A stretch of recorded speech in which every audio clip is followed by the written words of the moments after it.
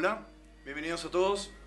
Gracias por acompañarnos esta tarde aquí y damos la bienvenida a todos que nos acompañan en streaming live a través de nomasciberbullying.cl. Qué sueño hecho realidad hacer esto. Genial. Queremos agradecer a Starbucks, a Juan Pablo Benadíes, a Sergio Jaña, que nos han acompañado y nos han ayudado a que esto sea una realidad. Es una instancia de diálogo que queremos tener, una conversación que esperamos que sea útil para toda la comunidad que nos está acompañando y las personas que están aquí físicamente con nosotros. Gracias a todas las fundaciones que se han sumado a esta iniciativa. Partimos por las que están ahí atrás, como Brave Up, Liderazgo Chile, Todo Mejora, Kiva, Volando en B, las que están aquí frente a nosotros, Fundación Efecto Mariposa, Fundación Nativo Digital, Dialogando de Movistar, MentalMed y más fundaciones que también nos van a estar acompañando durante estos 4 conversatorios que comienzan hoy en día. Estos 4 conversatorios, como hemos estado comentando, van a ser de 4 temas distintos cada uno. El tema de hoy puntualmente va a ser el poder de los likes. Y para este conversatorio tenemos invitados en nuestro panel a Daniela Enríquez, aquí a mi derecha. Ella es relacionadora pública, ha sido analista internacional, especialista en temas de infancia, género y tecnología aplicada en Internet con base en las redes sociales. Fue fundadora junto a su hermano de la ONG Fundación Efecto Mariposa. Promueven y difunden y acompañan respecto a temas de convivencia escolar, laboral y digital, y abordan el acoso en 5 dimensiones: físico, social, verbal, sexual y digital. Trabajan actualmente para tratar de disminuir el bullying, el moving es bullying en las empresas, el ciberbullying a través de jornadas de talleres, workshops y otras actividades. Tenemos también acá a Felipe Flores, que representa a Dialogando de Movistar. Felipe Flores es joven aún, padre de una niña de 10 años, fue bully, él hacía bullying, lidera hoy día la iniciativa de Dialogando Movistar, que tiene como objeto sensibilizar y educar respecto al uso responsable de la tecnología. Bienvenido, Felipe. Tenemos también a Pablo Cristini, de la Fundación Nativo Digital. Él es director ejecutivo y también director ejecutivo del programa FAN Chile, Festival Audiovisual para Niños. Periodista de la Universidad Católica, es máster de las artes en producción de niños, producción Children Media Production, de la Universidad de Salford en Inglaterra, UK, experto en contenidos audiovisuales infantiles de la Universidad Internacional de Andalucía en España. Ha trabajado como director y productor de contenidos infantiles de estudios y tecnologías de la infancia. Es autor de varios estudios en estos temas y ha sido asesor de instituciones como el Ministerio de Cultura, Ministerio de Educación, la UNESCO, UNICEF, en temas de medios y tecnología relacionadas con la infancia. Nativo Digital es una fundación que se enfoca a aprovechar las ventajas de la tecnología y a educar acerca de cómo sacarle mejor provecho a la tecnología y los medios, pero también creando conciencia de los riesgos y amenazas que estas traen con ellos. Bienvenido, Pablo. Muchas gracias. Y finalmente tenemos a Álvaro Geria. Álvaro es médico psiquiatra de la Universidad Católica, es máster en salud mental y políticas públicas de la Universidad Nova en Lisboa, es diplomado en psicoterapia y bases biológicas evolutivas de la psiquiatría, es diplomado en destrezas clínicas en adicciones de la Universidad Católica, ha tenido una formación intensiva en la terapia conductual dialéctica, es experto en adicciones juveniles y está hoy día con un desarrollo que se llama MentalMed, que es un equipo de tratamiento para la buena salud mental. Bienvenido, caballero. Gracias. Y me gustaría partir por ti, Álvaro. Hay un tema que a nosotros como padres nos llama mucho la atención y a nosotros mismos nos pasa como adultos, que es respecto al poder de los likes, que es precisamente nuestro tema central de esta conversación. Y nosotros lo hemos empezado a ver y hemos estudiado y hemos escuchado mucho el efecto de la dopamina, el efecto que el like genera en nuestro cerebro y cómo esto nos vuelve de alguna forma adictos a Internet.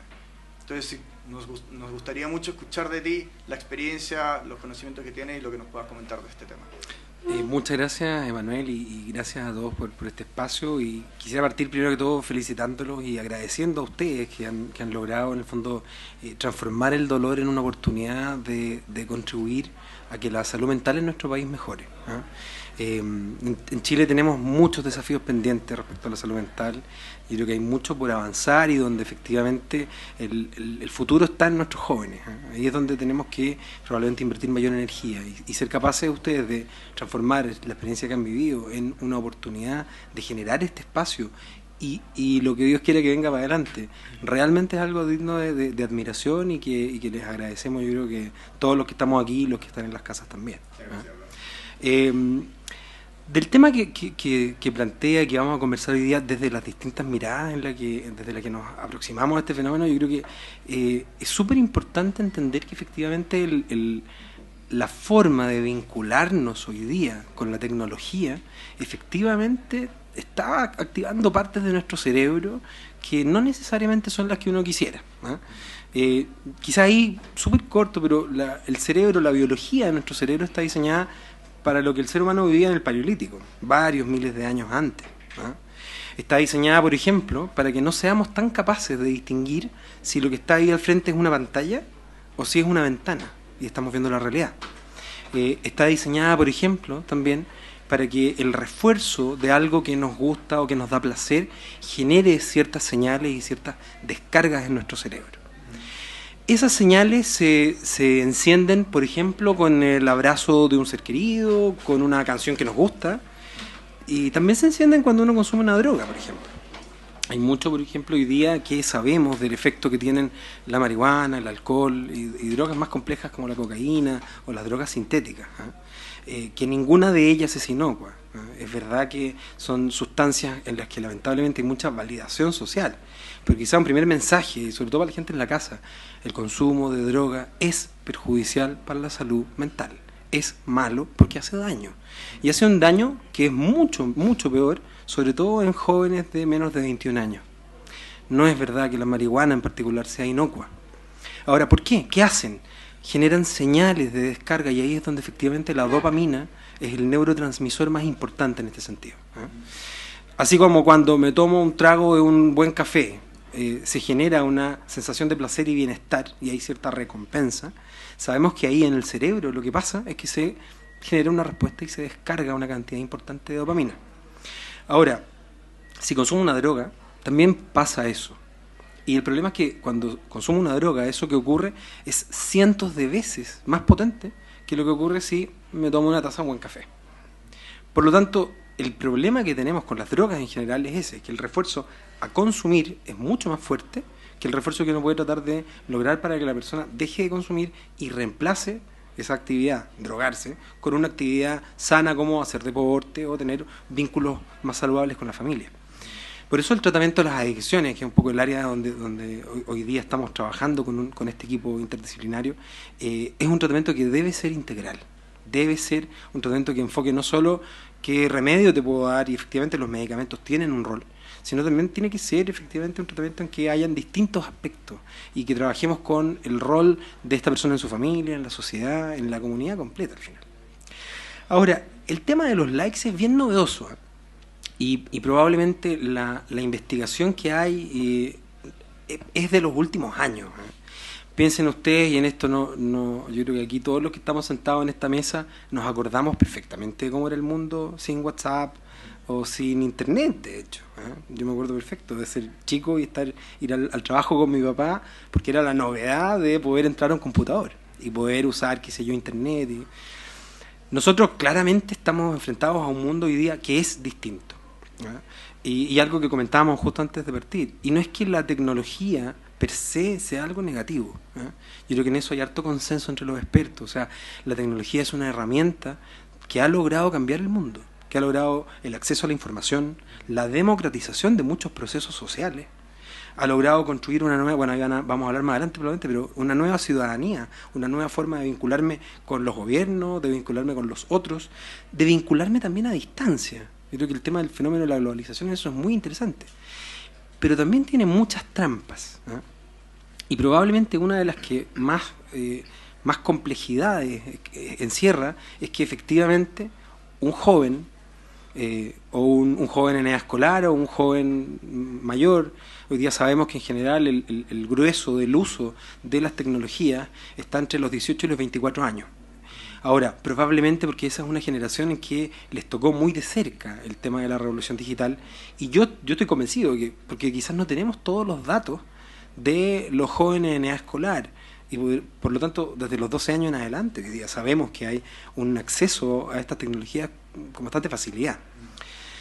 Desde ahí entonces se da un fenómeno que es bien complejo y que tiene que ver con cómo nos vinculamos como sociedad, pero sobre todo como familias y como individuos, con esta forma de comunicación que es lo que encierran las redes sociales.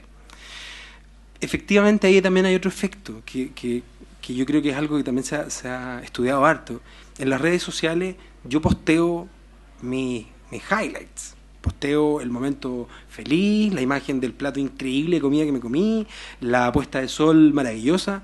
No posteo el día que estoy con dolor de guata, o que estoy resfriado, o que me siento mal, o que pasó algo triste. A veces sí, uno postea cosas más tristes, y también ahí se encierra una oportunidad de que tu entorno te ofrezca algo de contención, ¿eh? Pero no es lo habitual. Y entonces yo estoy del lado de acá de la pantalla, viendo vidas maravillosas y puros highlights de los otros, y mi vida resulta que tiene momentos buenos y malos. Porque la vida de todos es así, y está bien que así sea.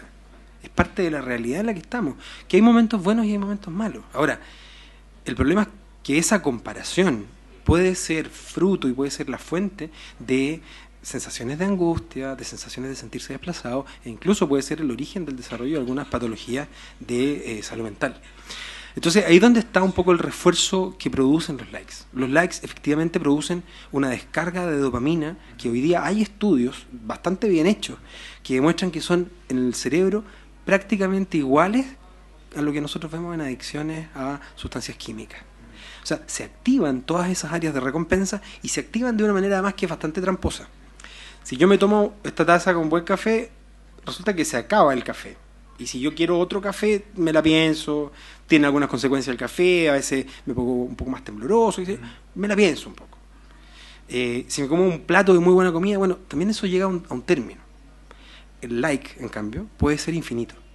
Y entonces pueden generarse dinámicas en que las personas se queden absolutamente prisioneras de, efectivamente, buscar ese refuerzo positivo en los otros. Y eso tiene una base neurobiológica, para nosotros hoy día súper clara. Se activa este sistema de recompensa, pero se activa de una manera anómala, porque nuestra realidad como seres humanos no está construida para que hayan esos refuerzos con tanta rapidez en una poca unidad de tiempo. Entonces ahí hay una trampa muy complicada, porque efectivamente entonces para el joven es, bueno, parece que ahí tengo este refuerzo que no para, del que no siempre son tan conscientes, pero que entonces tengo que esforzarme por conseguirlo. Y si no lo consigo, y ahí viene la otra cara de la moneda, resulta que subí esa foto y esa foto tiene 3 likes. Algo pasó, o 0 likes, algo pasó. Y entonces ahí viene esa sensación de fracaso, de ser desplazado o de no pertenecer a mi grupo de pares. Ahora, probablemente, y volviendo a algo que decíamos hace un rato, la tecnología no es la que sea mala en sí misma, tiene que ver más bien con la forma en la que nos vinculamos con ella, ¿eh? Y probablemente desde esa idea es que, por ejemplo, si yo soy el papá, yo con mis hijos, yo estoy súper conectado en Twitter. En general uso Twitter porque es una plataforma que me permite mostrar algunas de estas ideas, sobre todo en términos de lo que creo que como país tenemos que enfrentar respecto del futuro de la salud mental de Chile. Y las políticas públicas, y cómo el gobierno tiene un rol, y cómo las comunidades, y cómo todos tenemos una responsabilidad. Y entonces a veces me pasa que estoy tuiteando y resulta que están mis hijos ahí. Entonces, mis hijos ven cómo yo uso mi tweet, ven cómo uso mi celular. Entonces, si yo quiero construir una cultura digital sana en mi casa, primero parte por mi casa, parte por mi familia y los que están alrededor, y parte por mi uso responsable de esa herramienta, ¿eh? Entonces, probablemente el primer desafío tiene que ver con eso, tiene que ver con decir, a ver, quiero que mi hijo aprenda a usar bien el celular y las redes sociales, fantástico. ¿Cómo lo estoy haciendo yo? Y ahí es donde viene la otra patita, que es un poco esto también, que es esta invitación, que es acá y que es para la gente que nos esté viendo, de poder tener espacios, de poder conversar esto en familia, ¿eh?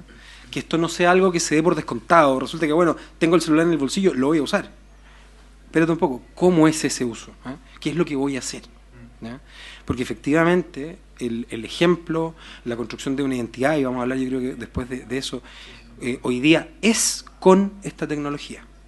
A mí me han tocado de repente en situaciones más bien de tratamiento clínico, porque también hemos tenido espacios de educación y de formación de profesores y de comunidades escolares y también de jóvenes, y en ese sentido siempre surgen distintos temas, pero sobre todo cuando uno está frente a una familia en que ya hay la necesidad de un tratamiento, muchas veces la reflexión es, bueno, ¿y qué hacemos cuando el cabro ya está enganchado? Cuando ya está instalada la adicción a una droga, o también cuando está instalado, en el fondo, un uso poco sano de la tecnología.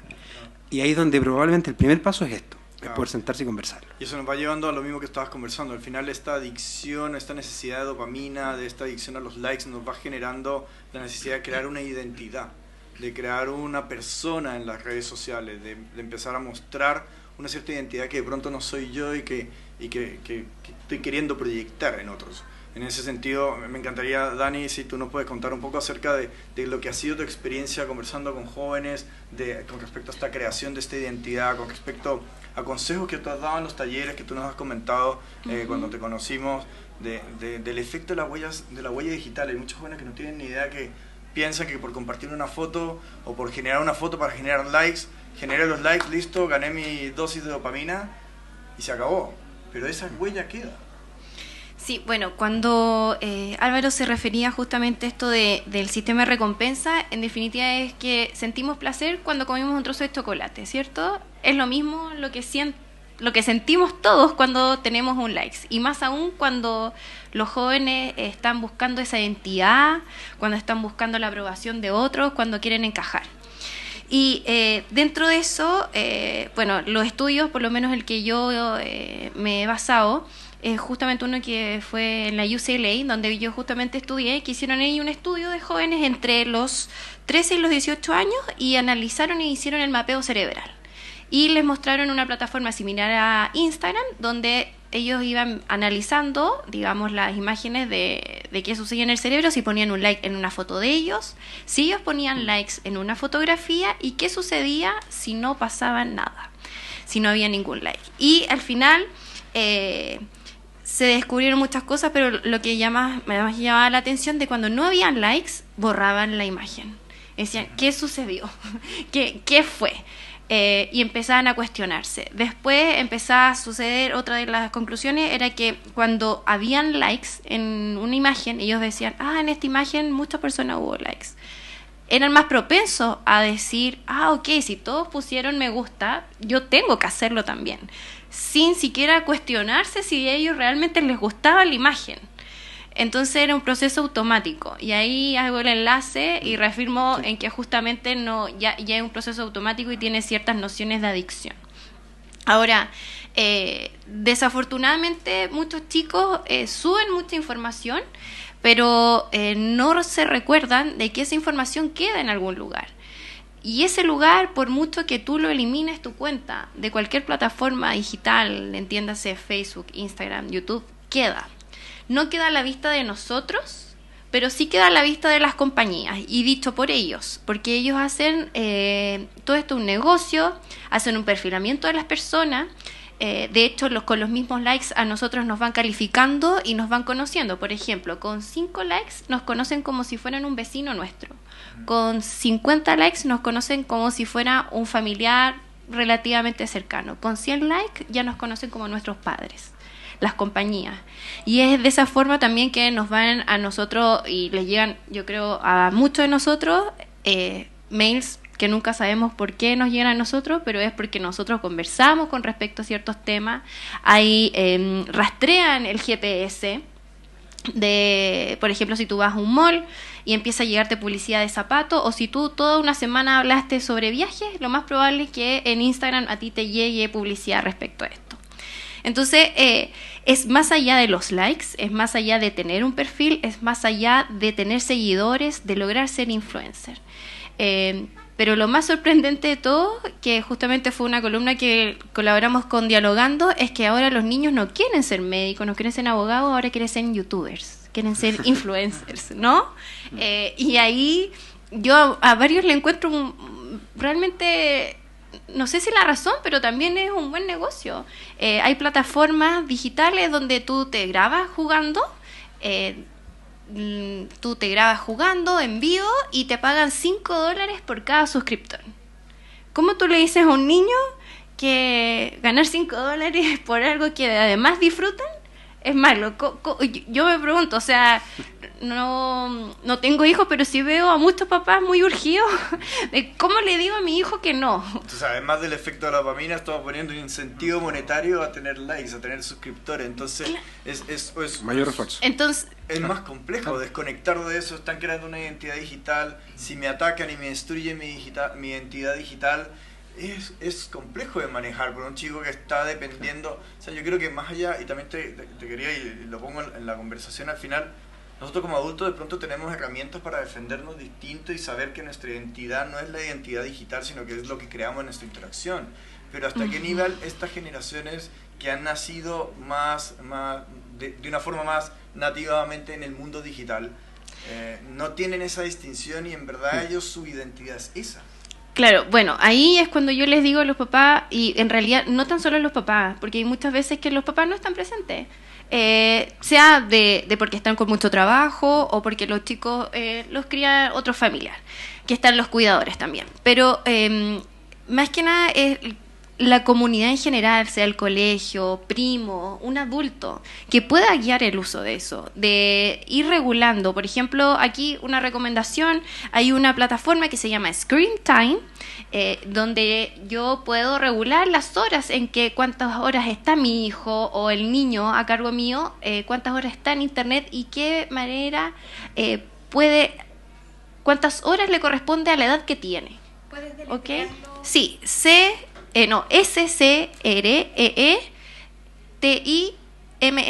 Screen Time. Ahí lo vamos después a dar el dato, Pantalla.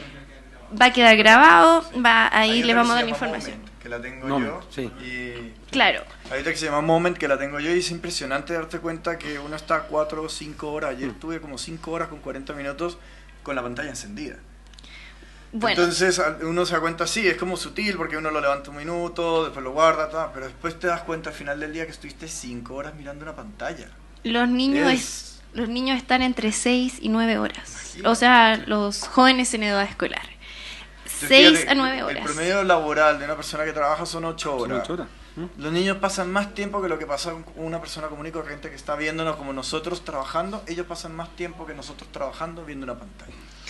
Sí, es preocupante porque es mucho tiempo. Si tú después solo pasas a días, a horas, créeme que son varios meses de tu vida y quizá al final van a ser Claro. muchos años de tu vida frente a la pantalla. Y eso nos lleva un poco a un tema que me gustaría conversar también, incluyendo a Pablo, que es esta relación entre el mundo offline y versus el mundo online.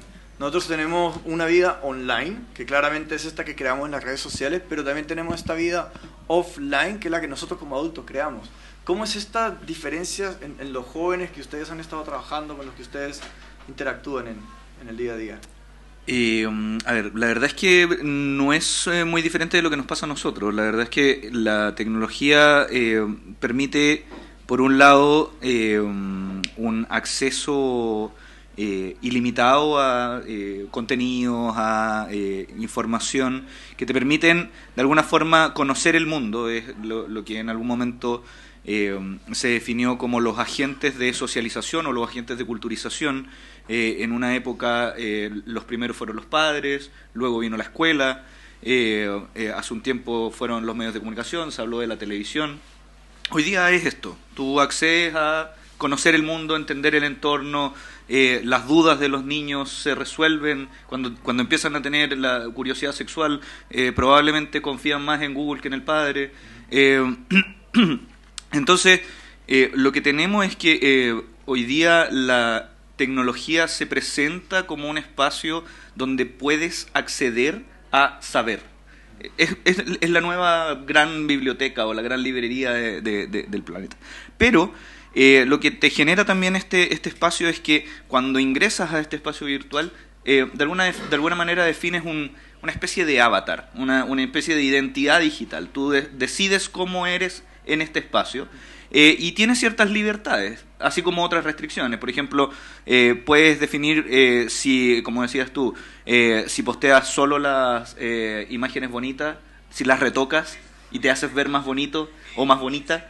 Si tienes la posibilidad, por ejemplo, de definir que solo las fotos que tienen varios likes estén en tu perfil, eso habla de que eres popular, pero quizás no eres tan popular, quizás tienes espacios donde realmente estás, no sé, en el colegio no tienes muchos amigos, o puede darse lo opuesto, puede ser que una persona que tenga muchos amigos en la vida offline, quizás no tiene mucho tiempo para estar en la vida online. Bueno, estas disociaciones que se están generando hoy día son las que probablemente, y esto no lo puedo decir así a ciencia cierta, pero son uno de los elementos que pueda estar causando los malos hábitos que hoy día conducen a los problemas que estamos enfrentando en términos de ciberbullying, sexting y ese tipo de cosas. Por lo tanto, lo que nosotros planteamos de alguna manera es hacer conscientes principalmente a los niños y a los jóvenes. A los padres es un poco más difícil porque no están tan interiorizados en este mundo y hay notoriamente una brecha entre lo que experimentan los niños y lo que experimentan los padres, pero de alguna manera los niños tienen esta posibilidad de definir su identidad a partir de lo que quieren expresar o dibujar en las redes sociales. Ahora, eso es un riesgo, por un lado, pero también abre una oportunidad. Y es un poco lo que estábamos conversando recién. Gracias a la democratización del acceso, de la democratización de lo que permite la comunicación masiva de las redes sociales, hoy día vemos grandes iniciativas sociales, iniciativas ciudadanas, movimientos sociales que de no ser por este tipo de plataformas no habrían sido posibles. O sea, las grandes revoluciones que tardaron años, siglos, Gandhi, o sea, los grandes revolucionarios se demoraron un montón de tiempo en convencer a la gente, en introducir el discurso. Hoy día nos damos cuenta que una joven en un avión puede hacer que todo el mundo entienda que un migrante no puede ser echado de un país, y solamente porque se para en el avión y graba esto en live streaming. Entonces, ese tipo de cosas también abren una oportunidad. Ahora, lo importante es cómo le presentas a los jóvenes estos espacios.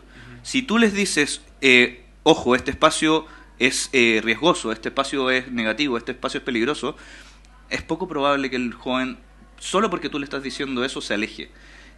Una cosa es generar el awareness, la toma de conciencia, pero lo otro es decirle, mira, aquí hay una alternativa. La oportunidad de generar algo positivo con esto también es válida, también está ahí, está en tu misma mano, y es tan valiosa como lo que podrías hacer en el mundo offline. Es que, claro, ahí yo quisiera aportar algo que también, tomando de lo que tú dices, desafortunadamente no hay legislaciones que podamos nosotros decirle a los niños, mira, sabes que haz lo que quieran, o cualquier cosa que va a suceder yo te voy a proteger, más allá de de tener las leyes con respecto a la pornografía infantil. No hay nada más, no se sanciona. Entonces también, y es lo que yo siempre me he cuestionado como analista internacional, es, ok, si hay algo que no me gusta a mí en la plataforma, ¿yo a dónde demando a alguien? Si me dicen, no, mira, ¿sabes qué? No puede ser a Facebook en Estados Unidos porque ya está el creador, pero después el servidor está en Alemania, pero el que creó el servidor, el que administra, está en Japón.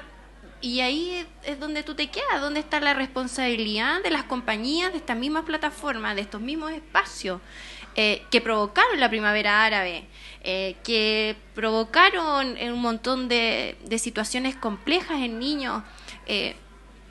¿Cuál es la labor de nosotros como adultos y cuál es la labor de las compañías? Y ahí le doy el pase gol a Felipe, quizás ahí tú le vas a presentarlo, pero claro, hay un lado muy bueno, pero ¿cómo regulamos o nos autorregulamos en Internet?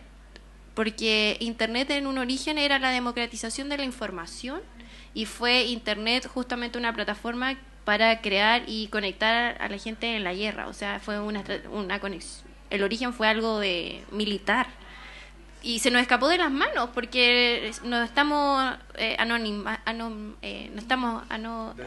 desde el anonimato. Scratch, les paso el dato, Discratch, no usen Discratch. Es una plataforma donde en un momento nosotros decíamos, ok, yo digo tal cosa, pero lo digo sin consecuencia. Y ahí de nuevo voy a la huella digital, a la identidad virtual. Yo subo y creo información de lo que yo digo, de lo que opino, y después eso se va a volver quizá en mi contra o en contra de alguien. Yo siempre le digo a los chicos, si tú no quieres tu nombre en ese lugar, no pongas el nombre de otro. O sea, es que ahí estás tocando un punto que es re importante, que tiene que ver también con lo que decía Pablo del avatar, de esta imagen que soy yo pero no soy yo. A mí me sorprende mucho en Twitter el nivel de odiosidad y de agresión que hay. Y resulta que a la gente en Twitter se le olvida que al otro lado de la cuenta, a la que tú estás a veces haciéndole el bullying en ese momento, hay otra persona. Y hay una persona que puede tener sus temas, que puede estar atravesando sus propias batallas al final, y que está dando una opinión. No estamos, de hecho, yo creo que estamos en una cultura muy muy legalista y hay cosas que a veces las leyes están fuera. Pero da la sensación de que en Twitter, por ejemplo, lo que no hay, no está regulado, resulta que hay que hacer un movimiento para hacer una ley. Y esa cuestión yo lo he visto en salud mental, porque yo soy uno de los que aboga porque en Chile existe una ley de salud mental, que es un mandato de la OMS. La OMS, de hecho, nos exige que tengamos una ley de salud mental, y hoy día en Chile no existe, y lo único que se está discutiendo en el Parlamento está muy lejos de ser una ley de salud mental. Apenas regula las hospitalizaciones cuando las personas no se quieren hospitalizar. Es todo lo que es. Una ley de verdad de salud mental regula la prevención, la promoción en salud, la investigación, además de que la gente puede acceder a tratamientos cuando lo requiera. Bueno, entonces un poco desde esa plataforma hemos visto de repente unas descalificaciones, oye, es que tú piensas que... Y al otro lado hay un otro, que es un poco lo mismo que el like. Resulta que parece ser que el like que me ponen a mí es súper significativo. Pero cuando yo lo invito a hacer la reflexión, cuando tú estás haciendo el scroll en la pantalla, mirando Instagram o mirando Twitter de otro, de repente dices, ay, qué choro, quizás lo leo más rato, like. No significa realmente que hay un compromiso con lo que está el otro diciendo, ni que yo realmente considere que es fantástico.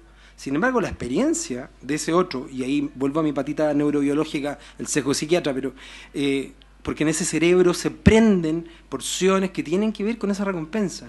En ese estudio que decís tú, una segunda pata, que vieron efectivamente en adultos jóvenes de 18 a 24, qué partes del cerebro se prendían, y se prenden las mismas partes que tienen que ver con la recompensa también del abrazo de un ser querido. O sea, hay una consecuencia biológica de que ese like que me llegó a mí, pero no social, la hay del like que yo di.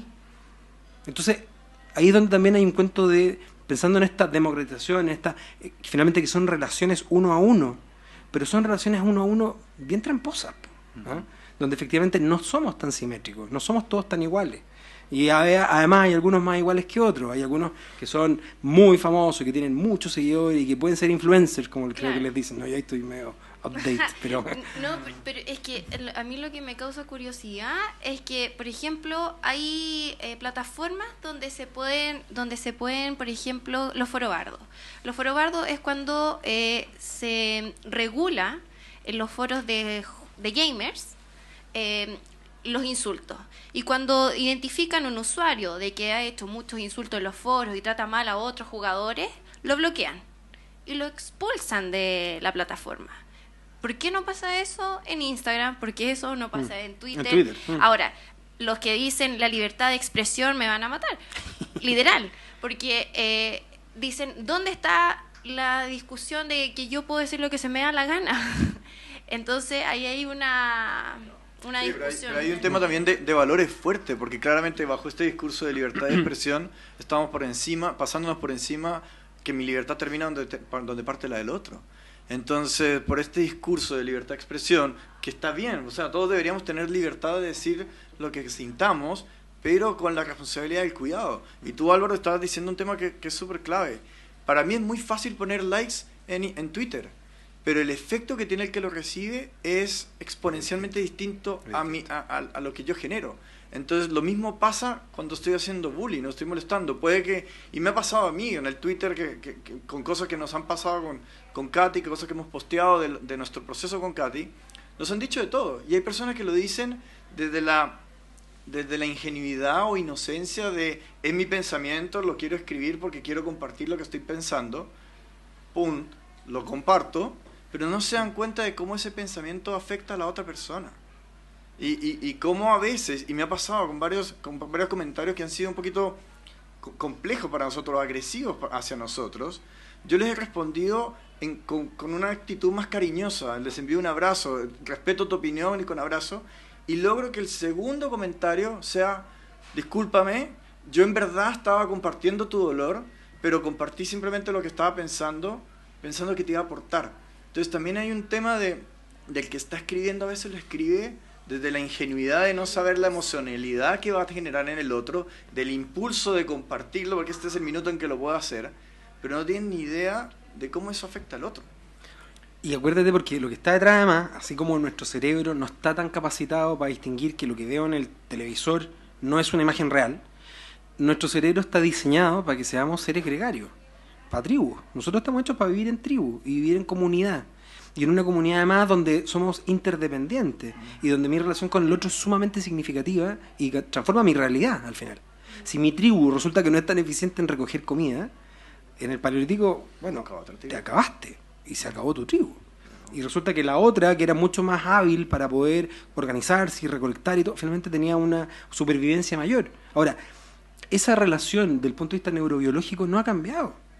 Entonces, nosotros estamos viviendo con una biología del Paleolítico en una realidad que tiene supermercados, que tiene televisores y que hoy día tiene redes sociales. Y hoy día, porque yo no sé lo que vamos a tener en 5 años más. ¿Sí? Antes uno diría en 20, yo no sé lo que vamos a tener en 5. Porque esto está cambiando rapidísimo. Muchas de las preguntas que nos llegan a nosotros es eso mismo. Nosotros tenemos un hijo de 4 años. Y una de las preocupaciones que nosotros tenemos, ok, esto nos está pasando hoy en día, ¿qué va a estar pasando cuando él tenga 15?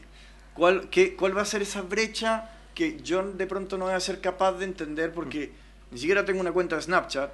¿Cuál va a ser ese Snapchat? Entonces, en ese sentido, de pronto, tú, Felipe, nos puedes guiar un poco más con respecto a cómo lo ve Dialogando Movistar, con respecto de cuál es la edad aconsejable que un niño tenga teléfono, cuál es la edad aconsejable, también a Álvaro, Pablo, pueden compartirnos sus experiencias en la que un niño pueda tener acceso a redes sociales. Hoy en día es muy común ver en los restaurantes que casi para tener calmado al hijo, y me declaro culpable también, uno lo pone a ver videos de YouTube. Y antes a mí no me hacían eso cuando niño. Mis papás se tenían que aguantar que yo hiciera todo el show. ¿Cierto? Tengo a mi papá aquí presente, así que tengo testigos. Pero sí, en ese sentido, Felipe, si nos cuentas un poco cuál es la experiencia de ustedes en términos internacionales, de lo que ustedes mismos han estado desarrollando, entendiendo.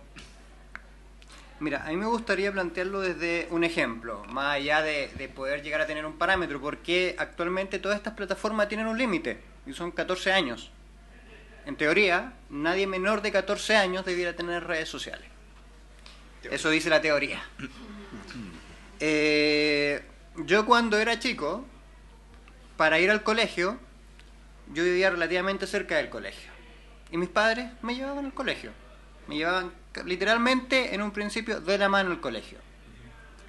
Después, por un tema de tiempo, trabajo de ellos, me empezaron a llevar en furgón. Así que hasta cierta edad yo fui en furgón.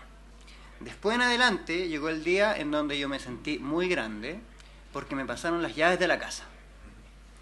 Y me dieron una serie de consejos donde yo tenía que seguir cierto camino, tenía que mirar la calle al cruzar, tenía que cruzar por los semáforos o por un paso de cebra, no tenía que hablar con extraños y tenía que llegar a cierta hora a mi casa. Y recién ahí me empezaron a dejar ir solo al colegio. ¿Cuál sería la diferencia con la red social? Con algo que los niños están aprendiendo. Tal como tú lo mencionabas, ni siquiera a veces nosotros tenemos plena conciencia del impacto que tienen las redes sociales en el otro. ¿Cuánto más tenemos que saber nosotros que nuestros propios hijos para poder enseñarles el mismo camino? Porque la lógica es la misma. Es una plataforma, es una forma, es un camino, es una herramienta. No podemos esperar que porque nosotros nos sentimos más ignorantes en el uso de Internet, en el uso de las redes sociales, y nuestros hijos son nativos digitales y por lo tanto deben saber más que ellos, por lo tanto yo no tengo nada más que enseñarles, estamos mal. Porque nosotros somos los primeros responsables, como adultos, como mayores, primero de lo que nosotros hacemos, de lo que nosotros publicamos, y en función a eso poder generar un ejemplo hacia nuestros hijos. Aquí anoté un tema que el poder de las redes sociales puede subir o bajar a una persona, puede destruirle la vida a alguien, y eso lo podemos hacer nosotros siendo adultos sin querer. Tuiteamos algo mal y podemos tener 1000 trolls que nos empiezan a destrozar. Algunos de ellos Explica empiezan qué es troll, porque yo estoy seguro que de pronto algunas personas, si es un término muy... Es un violento digital, por ponerle un término simple, troll un es agresor. violento. un agresor digital. Un agresor. Que ni siquiera es una persona, o si es una persona... Es una persona que se oculta por lo general bajo una identidad anónima y su fin es atacar.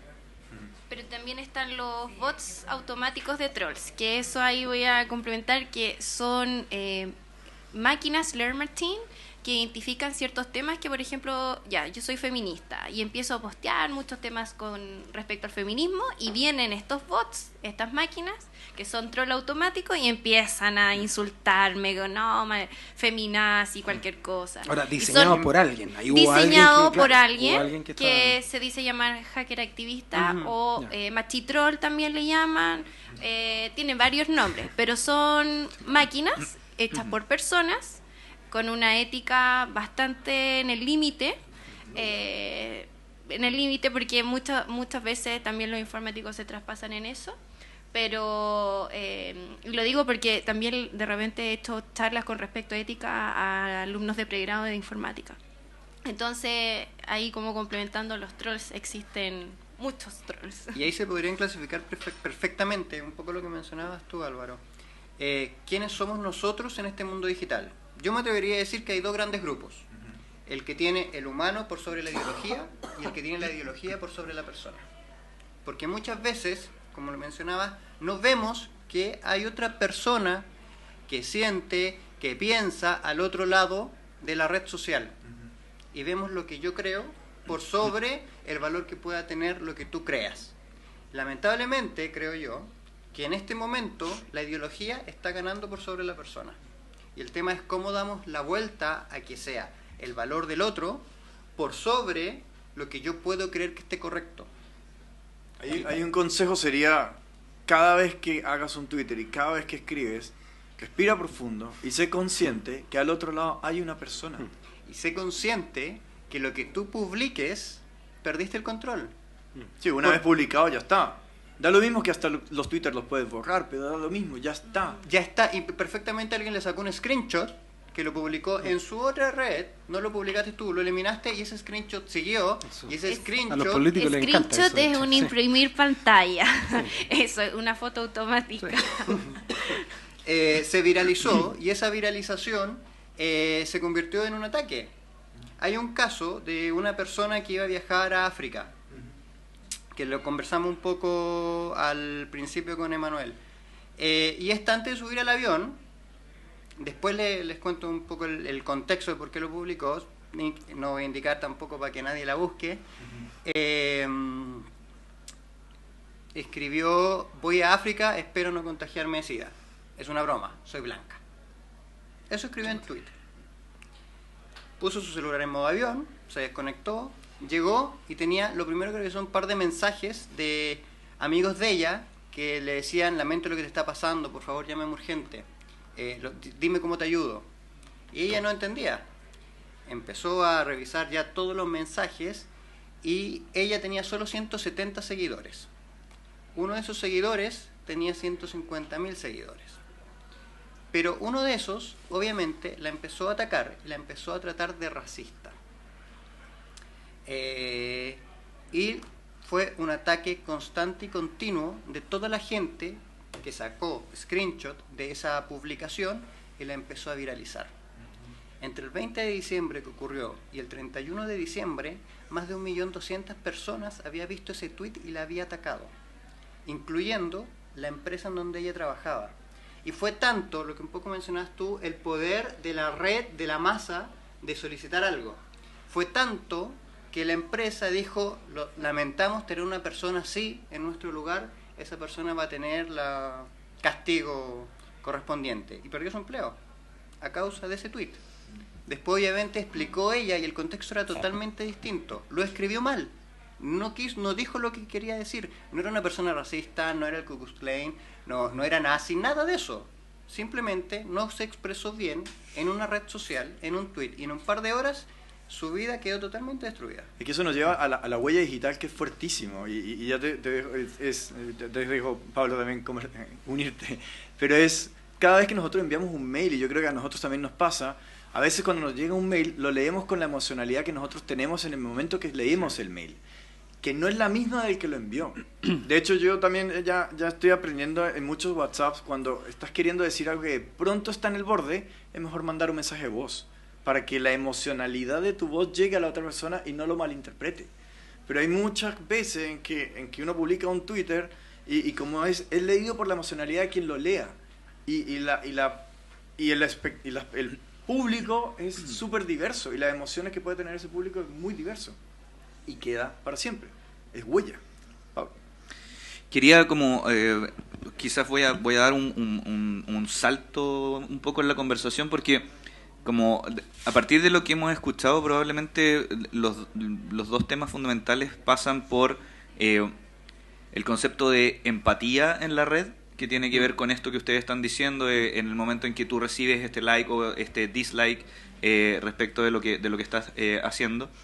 Y por otro lado, probablemente uno de los temas que es la gran discusión de esta década tiene que ver con la ética y la responsabilidad aplicada a todos los agentes participantes que están involucrados en este proceso, desde el usuario, llámese el niño, el padre, da lo mismo, es un usuario más, es un número, y la responsabilidad y la ética de los desarrolladores de plataformas y la responsabilidad y la ética de las mismas plataformas hoy día. Hace poco, en diciembre pasado, fue un congreso que es el Children Global Media Summit, que se organiza cada 3 años, donde normalmente se reúnen a discutir las grandes empresas, las grandes instituciones no gubernamentales, a discutir el futuro de la infancia en los próximos cada 3 años se organiza. Una de las discusiones primordiales de este último, que fue en diciembre, fue justamente el concepto de unlimited access y qué hacer con esto, el acceso ilimitado que tiene esta generación a los contenidos, que por un lado ya lo veíamos, es una oportunidad, es democratización, está bien, pero también tiene todos estos riesgos asociados. Y uno de los consensos absolutos, está Facebook, YouTube, Google, los grandes, tomando decisiones en torno a qué iban a hacer, esta es responsabilidad compartida. Aquí estamos todos involucrados. Y esto no es, básicamente, las empresas podemos hacer mucho. De hecho, Google está haciendo sus proyectos, Facebook acaba de establecer nuevas políticas que permiten ciertos controles parentales, ciertas limitaciones en términos de cómo establecer las relaciones de convivencia en la red. Las empresas están intentando hacerlo, no tanto porque obviamente hay un cierto mercado atractivo atrás en el uso de la data, que no nos vamos a meter en ese tema ahora, pero es algo que las empresas están haciendo. Ahora, lo que quedó por escrito, incluso porque se hizo una primera carta moción, es el rol que tenemos los adultos y que hemos descuidado, y esto es fundamental, que tiene que ver con, y esto probablemente Álvaro tiene mucho más antecedentes que nosotros, pero lo mismo que está sucediendo en la comunicación online, en la que el niño, el joven, tiene esta como libertad ilimitada de poder dibujar este avatar de la forma en la que quiera, está pasando también en la casa. O sea, el niño está, de alguna forma, a mí no me gusta decirlo, pero es una especie de abandono, y hay una desconexión en la comunicación familiar. Y ese suceso en cuanto a desarrollo social, a comunicación social, marca lo que está sucediendo hoy día en la plataforma digital también. Claramente. En ese sentido, y uniendo la analogía que hacía Felipe y con lo que tú estás diciendo, Pablo, al final nosotros como adultos y como padres tenemos que darnos cuenta que si yo a mi hijo de 8 años no lo voy a dejar cruzar la calle solo e irse caminando al colegio solo, no corresponde que le dé un celular. Porque yo le tengo que enseñar a usar el celular. Pero si yo no soy capaz de entender las redes sociales, ¿cómo creo que voy a ser capaz de enseñarle a mi hijo? Si yo no sé cómo tomar una micro, si yo no sé cómo tomar el metro, si yo no sé cómo enseñarle a mi hijo a ir de la casa al colegio, no puedo llevarlo al colegio, no puedo darle la libertad para que él llegue al colegio solo. Es exactamente lo mismo con el celular. Si yo no tengo el conocimiento, no tengo las herramientas para poder entender lo que son las redes sociales, yo mismo no tengo una cuenta de Twitter y no entiendo las dinámicas de Twitter, ¿cómo le voy a dar a mi hijo un teléfono con acceso a Twitter ilimitado si yo ni siquiera lo entiendo? Entonces casi que a la pregunta de ¿a qué edad le darías teléfono a tu hijo? A la edad que tú como padre sepas cómo lo vas a acompañar. Eres tú el que tiene que aprender primero cómo lo vas a enseñar cómo vas a caminar con él de la mano, cómo funciona Facebook, cómo funciona Twitter, cómo funciona Instagram, cómo funciona Snapchat. ¿Cuántos papás tenemos Snapchat? Yo no tengo. Ahí estás tocando un punto que un poco lo dijiste antes, cuando diste el ejemplo del restaurante. Y de que tu papá te dejaba hacer el show. Resulta que, claro, porque la generación más o menos nuestra, yo sé que ustedes son un poco más jóvenes que nosotros, pero la forma de crianza, del ser humano en cuanto a ser biológico gregario es a través del modelaje, el aprendizaje vicario, finalmente. Cuando hemos hecho trabajos con profesores, nosotros me tocó la suerte de trabajar algún tiempo en la Municipalidad de Puente Alto, a través del programa Abriendo Caminos, con grupos de distintos tipos de grupos a los que teníamos que tratar de ir acompañando en procesos, digamos. Y una de las cosas que salía mucho y que tiene que ver con la realidad de Santiago, o sea, y probablemente de algunas partes de Chile, gracias a Dios, no de todas, pero papás que nos decían, oye, a mí me encantaría, así como mi viejo me enseñó a reconocer los pájaros que hay acá en Puente Alto, me encantaría hacerlo. El problema es que yo salgo de mi casa a las 6 de la mañana, viajo 2 horas hasta mi trabajo las 8 horas que corresponde, viajo 2 horas de vuelta y llego y mis hijos están durmiendo. Entonces también tiene que ver con un poco el giro, cuando uno el tiro piensa, bueno, las empresas lo están haciendo, las familias tenemos que hacerlo. O sea, aquí hay un tema de rescatar precisamente eso, como decía Felipe, me encantó la analogía que hiciste, de que me llevaban de la mano, después me llevaba solo, después, efectivamente, o sea, aquí también no es un proceso distinto, no es distinto a abrocharse los zapatos, no es distinto a aprender a escribir y a leer, no es distinto a escuchar los cuentos que te cuenta el papá para después agarrar tú el libro que te estabas leyendo con tu papá o con tu mamá. O sea, hay un rol ahí del aprendizaje gregario, vicario, del aprendizaje por modelaje, y eso significa que entonces tenemos que tener quizás Snapchat, o por lo menos saber de qué se trata. Quizás tenemos que entonces en los colegios o en la sociedad generar espacios donde podamos discutir como esto que ustedes están haciendo. Mira, tú mencionaste algo súper importante al final, que es el tema de los colegios. El año pasado hice un par de charlas en unos colegios en donde con los alumnos fluía una conversación muy natural respecto al uso de redes sociales, cómo lo estaban haciendo, cómo ellos vivían su día a día, cómo se conectaban entre ellos. Al final, los profesores me preguntaban, oye, ¿en serio existe eso? ¿Qué es eso de Snapchat? ¿Qué es eso de grooming? Y no pasa tampoco, dices tú, de sacarnos a nosotros como padres, como adultos la responsabilidad y trasladársela al colegio, a los departamentos de convivencia escolar, al profesor jefe. Es colaborativo, es compartido, es entre todos. Y los profesores tampoco están teniendo esos conocimientos porque es algo que está siendo tan dinámico, tan rápido, que incluso nosotros mismos estamos quedando desfasados. Obsoletos. Totalmente. Obsoletos. ¿Qué pasa con la mamá de mayor edad? ¿Qué pasa con esas abuelas que cuidan nietos y que no van a tener Snapchat y tampoco tienen Facebook? ¿Ya? El miedo a la tecnología levanta barreras que asustan. Y la persona que se enfrenta a la tecnología se siente ignorante. ¿Quién quiere ir a un lugar para sentirse ignorante? De hecho, ahora hay datos que el mismo Facebook publicó, en donde su gran preocupación es que las nuevas generaciones, aún más nuevas que 18 o 20 años, ya no están creándose cuenta en Facebook.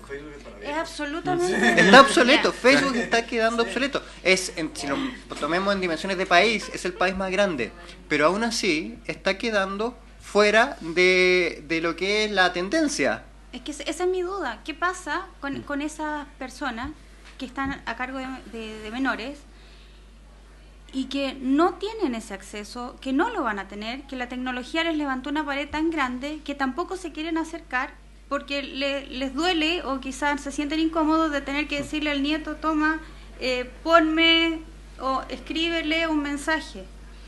¿Qué se hace? Yo creo que el llamado es pierdan el miedo. Eso, pierdan el miedo. Siempre va a haber alguien que les va a poder enseñar. Hay distintas instancias, fundaciones, organismos, los mismos chicos. Hay mucha gente que tiene paciencia para enseñar. A mí hoy día mi primo de 18 años fue el que me comentó de una plataforma, entonces fue como, genial, pero tampoco con ¿y en qué estás metido? ¿Y qué? Porque tampoco la idea es como, me voy a hacer una cuenta para hacerte, no sé, algo, un meme, y soy tu abuela y subo la foto. También hay un llamado a toda la gente que usa WhatsApp y comparte esas cadenas que no corresponden, esos grupos de hombres que empiezan a compartir fotografías de mujeres, esas abuelas que empiezan a subir la foto del niño en gestación o recién nacido, esos papás que están súper orgullosos de sus hijos pero ponen las fotos del parto. Es como, yo antes a mí no me, yo decía, otra persona, otra bebé, pero después dándole la vuelta, ¿será necesario compartir todo? ¿Será necesario compartir lo que voy a comer cuando ni siquiera he disfrutado del plato? A mí mi mismo papá, que está aquí también mi papá, me dice, pero oye, ya le voy a sacar una foto, cómete esta cuestión, se va a enfriar. Después de como 5 fotos, y claro, ya está enfría la comida. Pero claro, ahí hice el quiebre. Pero también tengo un papá que está muy atento, tiene las redes sociales para ver en qué estamos, pero mi mamá cero a la izquierda. O sea, ella es la que pregunta todo el rato así como, ¿y cómo es eso? Como, ¿y por qué no me haces tú la cuenta y tú me la administras? Y al final es como, hay una conversación que tenemos que tener entre todos, y tampoco los mismos chicos. Yo le digo, y apuesto, ¿a quién tienes bloqueado en tu cuenta? A mi mamá, a mi papá, a toda mi familia. Y yo le digo, ya, ok, tengan bloqueado a sus papás. Perfecto, no voy a cuestionarte eso porque también hay un cierto grado de privacidad, de intimidad. Pero siempre ten a un adulto familiar cercano que pueda tener una noción y una madurez de ver nociones de peligro. Es decir, como tú eres joven, como tú eres pequeño y no sabes realmente qué cosas pueden suceder en esta red, hay muchas cosas que tú no vas a ver como peligro, pero un adulto sí. Entonces siempre ten un adulto. Ten un adulto que pueda ver, ¿por qué te escribió esa persona y tú la conoces? Que esté pendiente ahí mirando. Si tampoco hay que ser como ahí un espía, pero sí que alguien esté pendiente de guiar, de que esté interesado en aprender sobre las plataformas. Que tú tocaste un tema que es súper relevante, que se denomina oversharing, que es sobreexposición. Nosotros de repente como padres sobreexponer y construirle una identidad digital a nuestros hijos antes de que ellos tengan conciencia de que tienen identidad y qué identidad tienen. Y no se la construyen ellos, se las construimos nosotros. Y a veces algo que nosotros podemos encontrar muy tierno, muy bonito, muy agradable, muy simpático, se ocupa para que en algún momento se le pueda hacer bullying. Y se le puede hacer ciberbullying porque alguien encontró una foto en donde nosotros, que lo encontramos gracioso, lo estamos ridiculizando. Y sin querer le generamos también un daño. ¿Cuál es la precaución que a veces nosotros debemos tener para no publicar innecesariamente? Tener ese mismo, entre comillas, contar hasta 10 antes de responder, contar hasta 10 antes de publicar. ¿Corresponde realmente que yo publique eso? ¿Es algo que le puede afectar a futuro? ¿Es algo que le puede llegar a generar bullying? Y ese oversharing es responsabilidad nuestra. Y ahí donde la responsabilidad va mucho más allá de un adulto, porque no va a haber otro adulto más grande que crea que tiene un mejor criterio, mejor juicio, o sea, a veces nosotros también nos equivocamos. Pablo, también. Sí, no, apoyo completamente eso. El criterio es uno de los elementos que tenemos que hacernos cargo como sociedad, los criterios en el online, de responsabilidad y este tipo de comportamiento.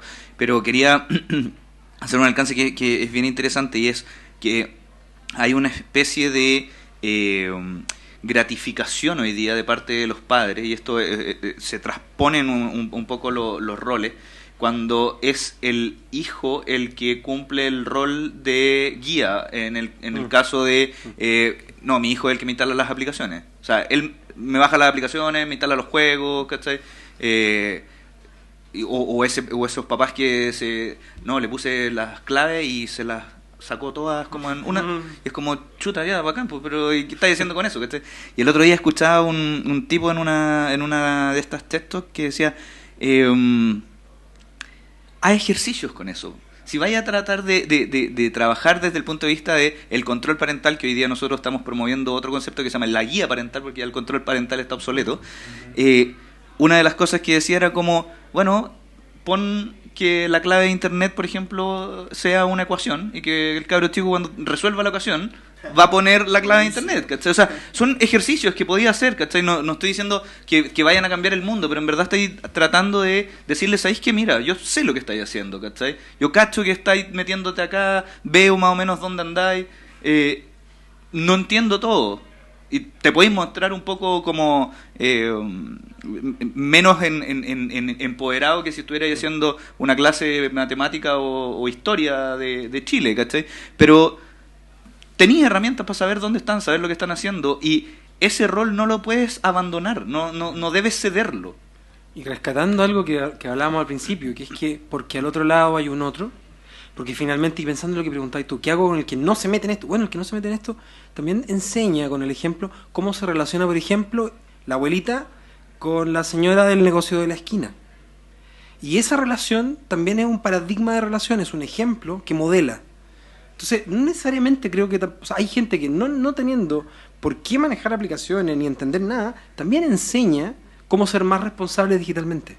En la medida en que se... a perderle el miedo. Claro, sí, no te estoy diciendo otra cosa. Hay gente que no lo va a hacer, pero que tiene que ver con qué. Que también creo que algo, y los psiquiatras reflexionamos harto sobre esto, que tiene que ver con cómo la vida en esta sociedad a veces muy rápida, con poco tiempo de reflexión, donde pasamos de sentarnos con nuestros amigos a tomar café a juntarnos a comer más o menos corriendo cuando podemos, si es que podemos, pero chateamos por WhatsApp. O sea, es una sociedad que está desafiando también el modelo de relación entre las personas. Entonces yo creo que quizá el ejemplo de la abuelita relacionándose con la señora del negocio de la esquina, de un modo respetuoso, compasivo, amoroso, ese ejemplo también va a permear inevitablemente a cómo el chiquillo se va a relacionar con sus redes sociales. Entonces finalmente yo creo que el texto más importante a juicio nuestro es no perder de vista que efectivamente es un reflejo de las relaciones humanas. O sea, lo que está detrás en las redes sociales es un espejo de esta realidad material que vivimos. Y el tema es que a veces se puede distorsionar ese espejo.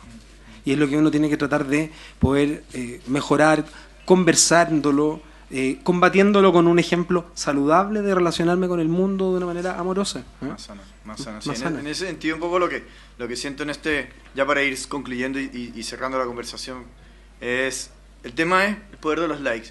Y estamos empezando a hablar acerca de algo que muchos papás se preguntan. Es cómo se pueden acercar ellos a entender este mundo. Cómo se pueden ellos, y ustedes como expertos, como de lo que hemos conversado, ¿qué podrían recomendarle a ese papá que de pronto tiene miedo, que no sabe cómo hacerla?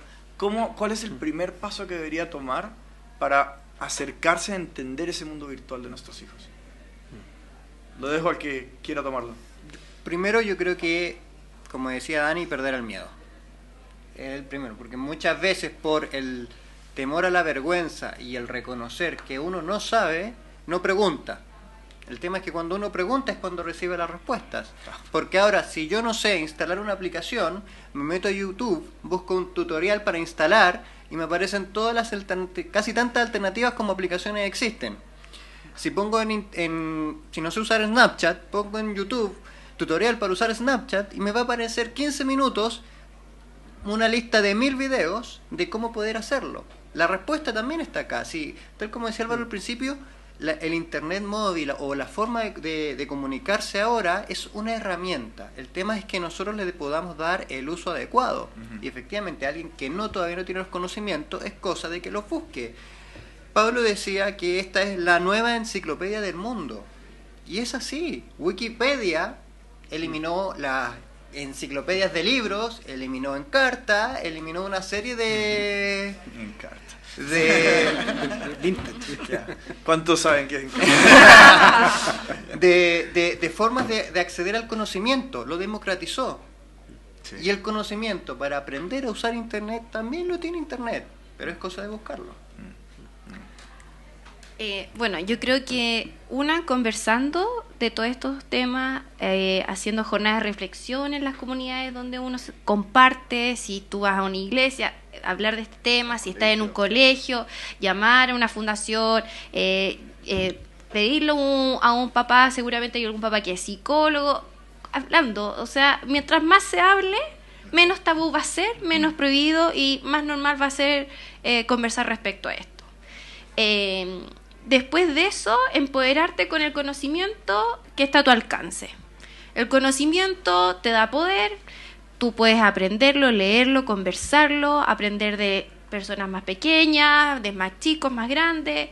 Todos tienen un nivel de conocimiento distinto de Internet y de las redes sociales. Si yo quiero saber con respecto a cuál es el sitio web de noticias más importante, voy y le pregunto a una persona más adulta que yo, que asiduamente ve sitios web. Si quiero saber de videojuegos, le pregunto a un chico que normalmente es más joven, y así.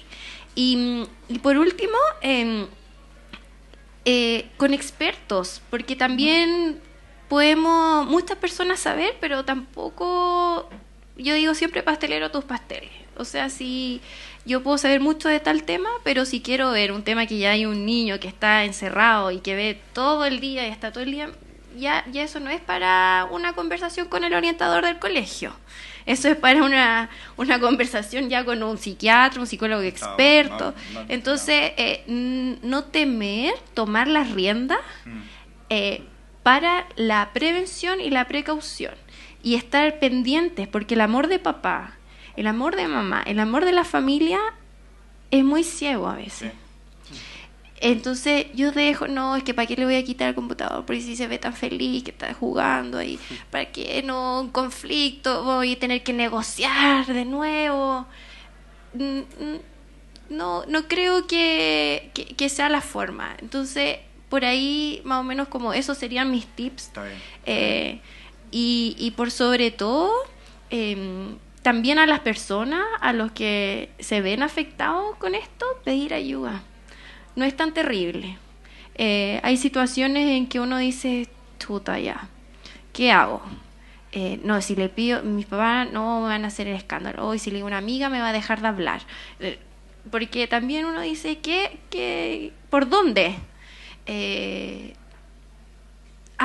Hay lugares, hay personas, puede ser cualquier... De verdad, literalmente, la gente todavía le gusta conversar en el metro, aunque la mayoría anda con celulares, pero también hay un cruce de ahí de vista con alguien y no temer decir, ¿sabes qué? No, hoy día no estoy bien. Sí, yo creo que en ese sentido recojo lo que varios decían, efectivamente hay que perder el miedo a entrar a este mundo. Hay que perder el miedo y hay que ser empático a que al otro lado de mi pantalla hay una persona. Por más de que no la vea, por más de que no la perciba, al otro lado hay una persona. Pablo. Sí, solo como para cerrar un poco, que tiene que ver con lo que están diciendo ambos ahora al cierre. Esta convergencia que estamos promoviendo, que estamos invitando entre padres y niños o jóvenes, es probablemente uno de los principales caminos. O sea, es un consenso hoy día en cuanto a poder darle solución a estos riesgos o a estos malos hábitos que estamos enfrentando. Pero creo que lo que de alguna manera resume un poco esta conversación es que probablemente casi los mismos procesos de relación que existen en el mundo offline se dan en el mundo online, solamente que de forma amplificada. Y eso es clave. La amplificación del internet, la amplificación de las redes sociales hace en términos médicos de pronto alguna exponencial con respecto a lo que es el día a día. No, y ahí quizá complementando lo que han dicho, efectivamente, cuando ya se instaló un problema, ya hay angustias, hay depresión, no olvidar, y algo que hoy día a veces hay gente que no lo sabe, son enfermedades tratables. Hoy día tenemos buenas alternativas de tratamiento, seguras, efectivas. Hay formas, y hoy día, si tú eres beneficiario del sistema público de salud, te puedes acercar a tu consultorio y vas a encontrar respuestas. Si no, puedes buscar alguna opinión profesional, los psiquiatras, los psicólogos, y eso es cuando ya estamos hablando de que tememos que hay una patología, porque en realidad lo más importante no es eso. Lo más importante es la potencia de las redes locales, de la comunidad, de mis vecinos, de mis amigos, de mi familia. Ahí es donde está lo más importante cuando pensamos nosotros en promoción de la salud mental y prevención del desarrollo de enfermedades. No es tener psiquiatras en los consultorios, eso no tiene ni un sentido, no sirve para nada, y hay evidencia. Sí sirve que lo primero y la base de esta pirámide es que sepamos que el autocuidado primero, o sea, tratar de vivir vidas saludables nosotros, y después el cuidado en nuestra comunidad y la potencia de los desarrollos locales es probablemente lo más relevante al momento de querer vidas más saludables y por lo tanto relaciones con los otros, online o offline, más saludables. Álvaro, una consulta para cerrar. Y después de todo esto, y tú estás diciendo que es el autocuidado, es el llamado al autocuidado, ¿tú sientes que toda esta actividad que hemos hecho, que todo este video que se viralizó, ¿es un llamado al autocuidado? Yo encuentro fantástico un poco lo que decía al principio, que es la transformación del dolor en la oportunidad de cuidar a otros. Y eso es algo muy lindo, porque te da la oportunidad precisamente de que hayamos tenido esta conversación. Yo creo que de otra manera nosotros no nos habríamos conocido nunca y probablemente esta conversación no habría existido y la gente en la casa no la habría podido ver. Y por lo tanto puede ser un puntapié inicial precisamente de eso, de generar espacio, de diálogo, de, oye, sentémonos, ya tenéis 10 años y estáis, todos tus amigos tienen celular, bueno, conversemos de esto. ¿Por qué? ¿Qué es lo que está ahí para ti? Entonces, tener ese espacio, y yo creo que en eso, de nuevo, las felicitaciones también para ustedes y para toda la gente que veo a ti, también que está aquí detrás apoyándolo, y ojalá que esto siga creciendo. Muchas gracias, Álvaro. Tenemos micrófono por si acaso alguien aquí en la sala quisiese hacer alguna pregunta. Un aporte. Allá. Mi papá va a preguntar. ¿Aló? ¿Se oye? ¿Entro acá? Es que hace rato que estoy mordiéndome la lengua con una... ¿Se oye ya?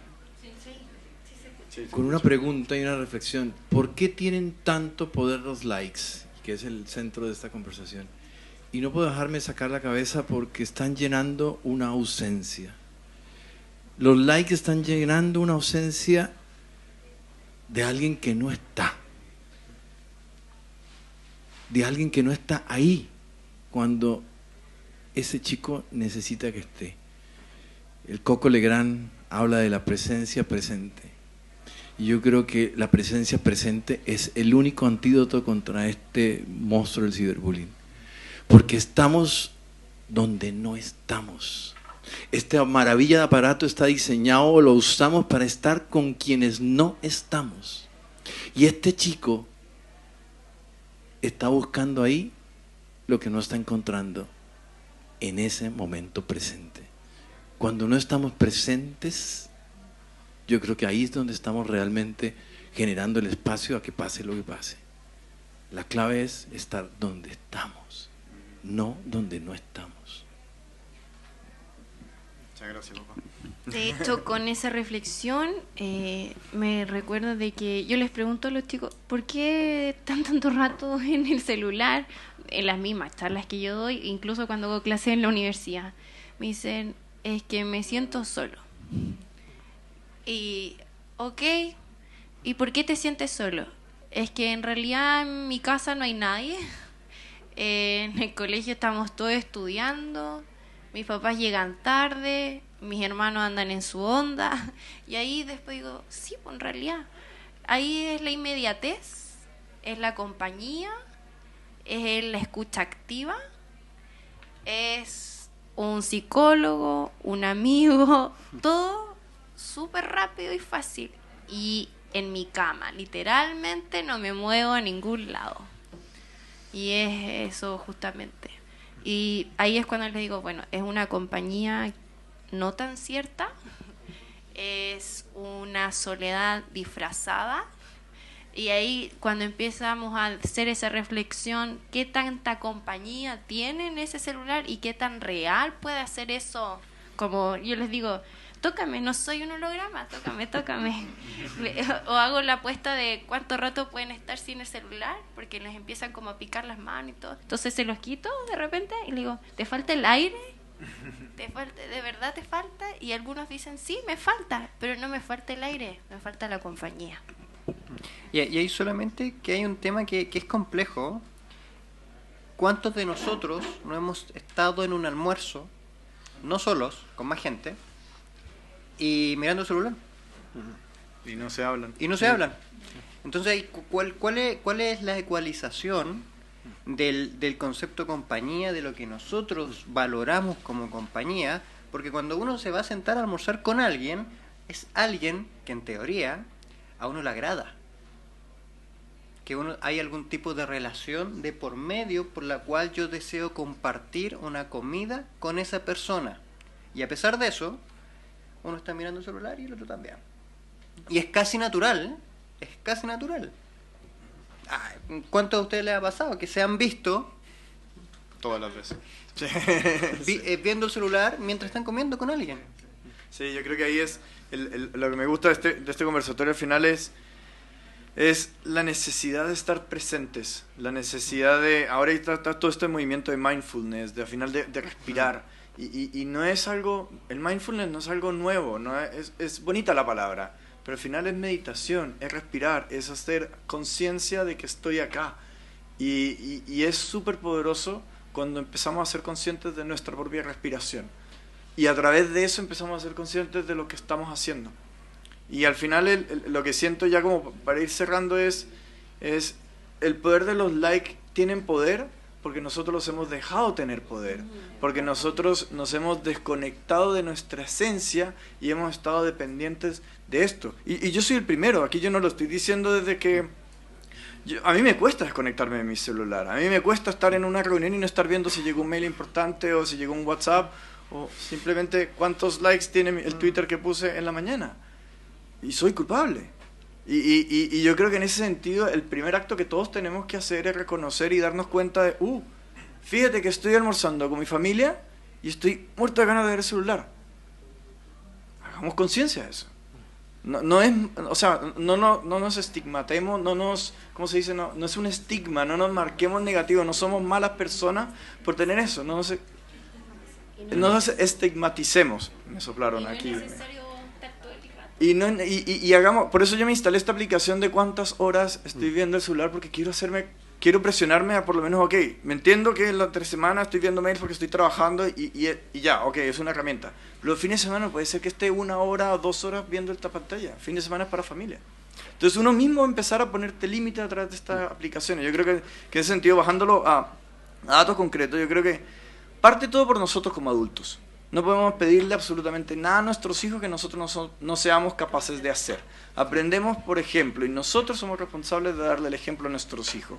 Parte por nosotros mismos, medirnos y controlarnos y identificar cuál es nuestro uso de las redes, cómo las estamos usando, qué estamos haciendo bien y qué estamos haciendo mal. Y en ese sentido, desde ese aprendizaje, poder acompañar a nuestros hijos a que tengan una vivencia digital sana. Yo creo que en ese sentido, no sé si recojo un poco lo que hemos estado conversando, pero eso es lo que yo me llevo por lo menos. Me llevo que parte por mí, parte por Emanuel Pacheco, parte por cada uno de nosotros, lo que le vamos a enseñar, por ejemplo, a nuestros hijos. Y parte por nosotros mismos monitorearnos y ser conscientes de cómo es nuestra interacción en las redes sociales. Leli, ¿algo para cerrar que quieras agregar? El compromiso de hoy día sería solamente levantar la mano para decir, me comprometo a tratar de ser mejor ejemplo. Sí, yo creo que ese es el llamamiento, yo elijo salvar por medio de comprometerme a ser un mejor ejemplo. Creo que ese es el concepto, responsabilidad y compromiso. Muchas gracias Pablo, muchas gracias Dani, muchas gracias Felipe, muchas gracias Álvaro, muchas gracias a todos. Antes de despedirme y antes de cerrar, Durante el día de hoy hemos recibido bastantes mails por medio de la página de web contacto@nomasciberbullying.cl. Nosotros como fundación todavía no tenemos los medios para poder acompañar o hacernos cargos o guiar a personas que estén sufriendo, siendo víctimas como bullying. Existe una fundación que se llama Todo Mejora, que tiene un canal en chat en Facebook, en el cual ellos ya tienen una red de psicólogos que están disponibles online para acompañar, para escuchar, para trabajar con estos chicos. Si tú has sido víctima de bullying y necesitas hablarlo, necesitas decirlo, contáctate con Todo Mejora, ellos están disponibles. También, y si tú haces bullying, también contáctate con Todo Mejora. Si tú has sido testigo de bullying, también puedes entrar a la página web y a la de Facebook de Todo Mejora. Es todomejora.cl, así de sencillo. También los links de las instituciones y fundaciones con las que conversamos hoy día van a estar disponibles. Todomejora.org, somos organizaciones. Sí. Los links de las fundaciones y las instituciones de MentalMed, de Dialogando Movistar, de Nativo Digital y de Efecto Mariposa van a estar disponibles en la página web de nomasciberbullying.cl. Quería que todos los que estuvieron acompañándonos sepan que van a estar disponibles. Si necesitan contactar a alguno de nosotros, estamos disponibles. Búsquenos en Twitter. Pero van a encontrar los twitters y todos los detalles en la misma página web. Les agradezco a todos los que estuvieron en streaming. Gracias por lograr esta primera misión de encontrar cómo conectarse por streaming. Yo creo que eso fue un desafío para varios. Felicito a los que lo lograron por primera vez. Y los dejo invitadísimos al 6 de septiembre, nuevamente, 7:30, en este mismo lugar. Vamos a hablar acerca de la convivencia escolar digital. Vamos a hablar específicamente con personas, con profesores, con Bárbara, que fue profesora, con distintas personas que están más interactuando en el día a día de los colegios para hablar acerca de cómo es esta convivencia escolar de nuestros hijos en esta realidad virtual. Muchas gracias. Esto para mí ha sido de gran bendición. Espero que haya sido útil para muchos papás, para muchos colegios, para muchos jóvenes que nos hayan escuchado. Muchas gracias a todos.